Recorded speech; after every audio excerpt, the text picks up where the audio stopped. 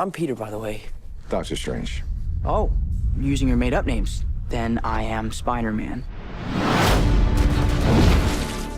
Avengers Infinity War is by far the most ambitious movie we've ever made. It really is the start of the culmination of, at this point, 19 Marvel Cinematic Universe films, and will feature almost every hero that we've introduced into the universe all in one movie.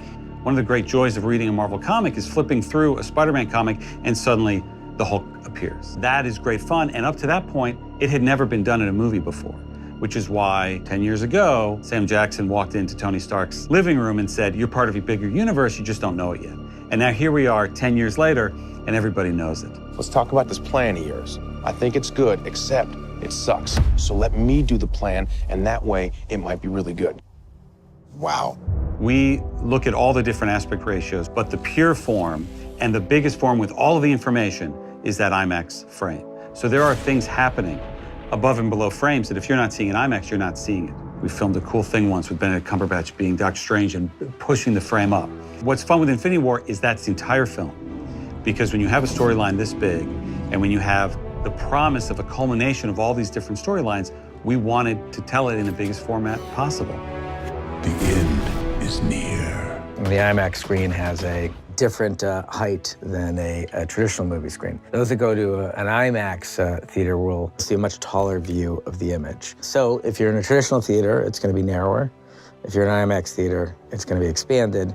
There's more information in the frame. There's more storytelling to look at. You see more of the characters, you see more of their powers, you see more of the scale of the film. So it's just presented on a much grander frame than a traditional movie theater. We got one advantage. He's coming to us. We have what Thanos wants, so that's what we use. We have characters in this movie like Thanos who are taller than normal human beings are. When you're framing those kind of characters in the same frame, it can become really challenging with a normal aspect ratio to like hold those height differentials in a single frame. And it forces you into certain angles and certain types of frames and lens choices. And having that extra verticality, like Joe was talking about, it gives us a wider range of how we frame and how we shoot these characters, how we present them in the same frame together. When you sit in an IMAX theater, it takes up your entire field of vision. And you begin to forget that there even are borders.